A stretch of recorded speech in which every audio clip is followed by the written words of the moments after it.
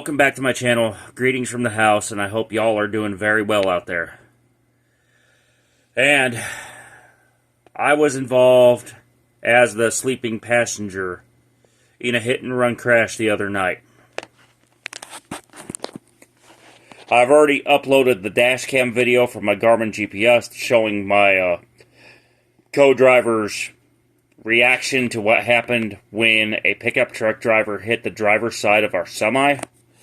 And I am very, very distressed right now. And by distressed, I mean I've been having some nightmares. I've been having all kinds of shit. Because it not only traumatized me and him, but I think I may have gotten some PTSD from it because people simply cannot put their damn devices down while they're driving. So, that being said, we're on the search for a hit-and-run driver right now. And, while my boss tries to get the license plate off the dash cam video from his camera that was already installed in the cab,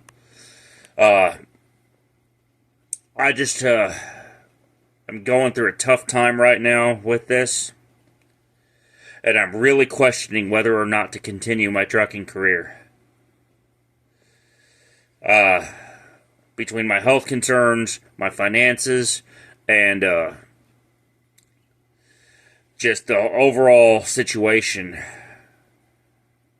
I'm really thinking I may have to retire from trucking at some point. But until that day comes,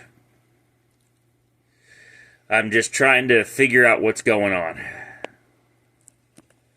and how I can grow this YouTube channel a little bit more. So, please hit the subscribe button and ring the notification bell so you will not miss another episode of my videos. And let's get this thing started.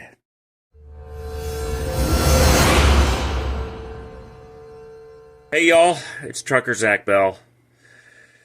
After 15 years and about 2.5 million miles, it's happened to me. Luckily, my co-driver was behind the wheel. And so while I'm not in trouble personally, I am very, very distraught right now. I'm having some PTSD. I'm having some major depression over the last couple days, and I've been going through a lot of grief, thinking if there was something more that I could have done as the passenger in a truck that was involved in a hit-and-run accident. Well, I can't call it an accident. It was caused by a driver who was texting and not paying attention to the road. And I'm really, really concerned about the bad drivers around here. So much so that I think I might need to give up trucking and maybe run for political office.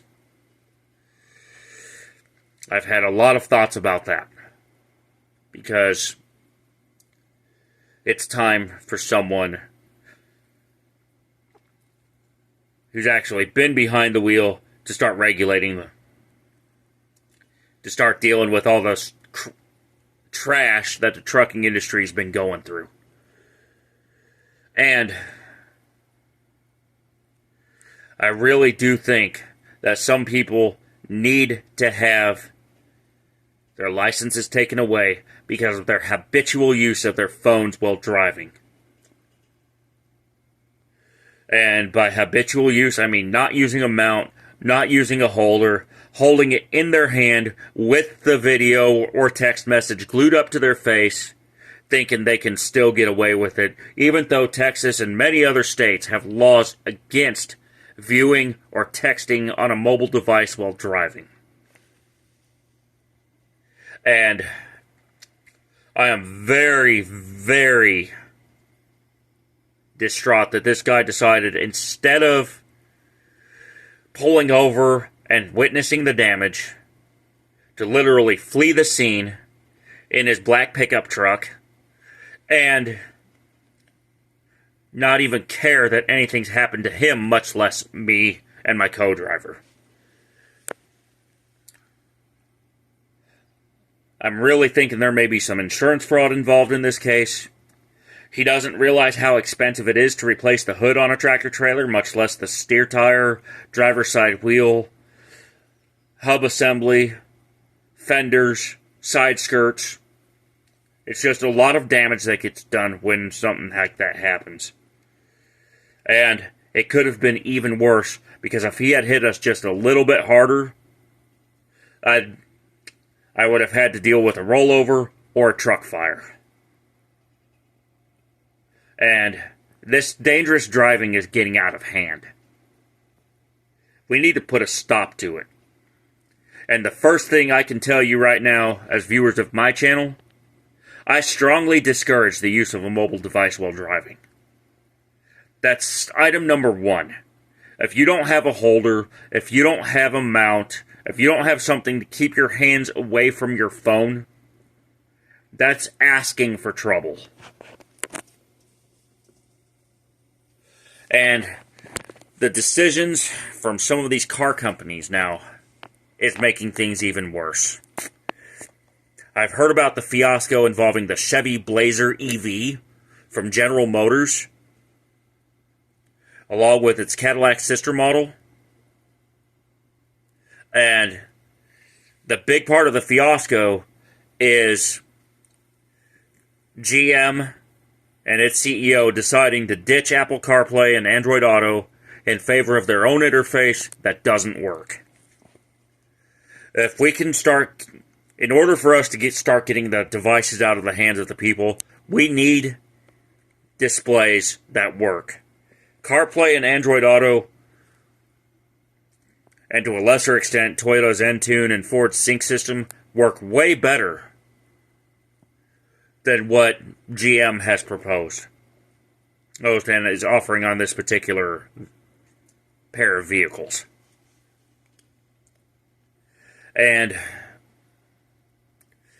we need to get the damn devices out of the hands of the people. That's the big thing. They need to put them away while they're driving. Now, if the vehicle has an older interface like what my Toyota Tundra does, there are some features that allow me to use my phone hands-free in there, such as buttons on the steering wheel, built-in Bluetooth, that kind of stuff. And it needs to be the norm, not the exception.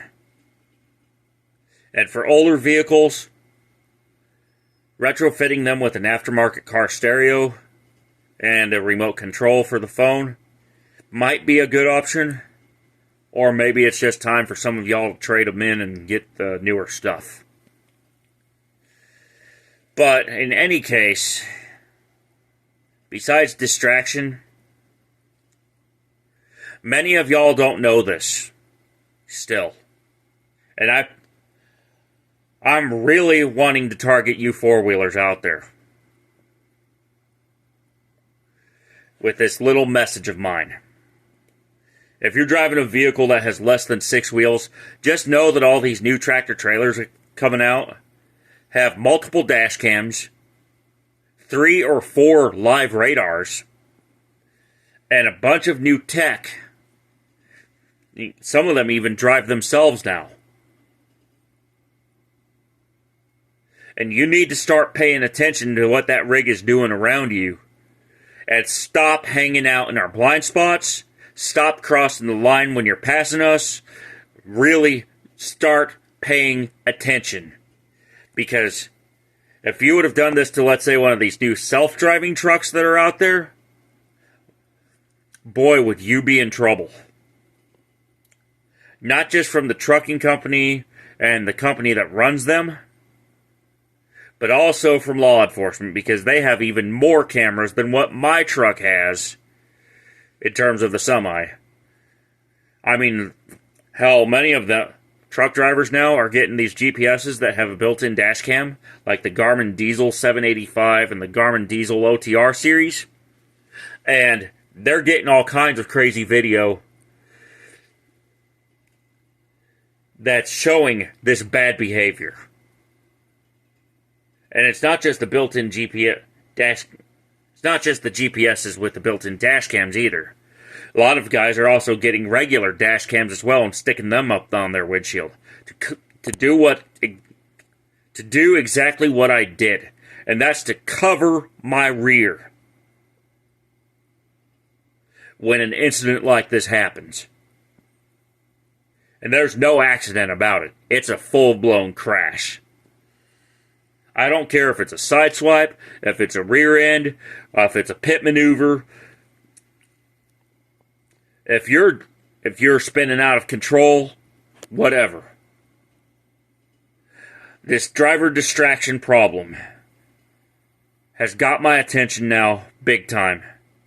And I need y'all to put the phones away. Put the damn devices down. And especially you four-wheelers, some of you have no business being on an interstate highway sharing the road with tractor-trailer rigs. Especially if you're an aggressive driver, or a drunk driver, or an impaired driver. Highway hypnosis is a real thing. Ask me how I know. And so too are conditions like sleep apnea and diabetes that can impair the driver's ability to control his or her vehicle. So please, I beg you, it's time to drop it and drive. Until next time, let's make your best trip your next trip. Keep learning, keep thinking, keep on trucking, and I will have a link to the video on how my co-driver handled this situation when it arose on him. Please pray for me, and I will see you on the next episode. Bye for now.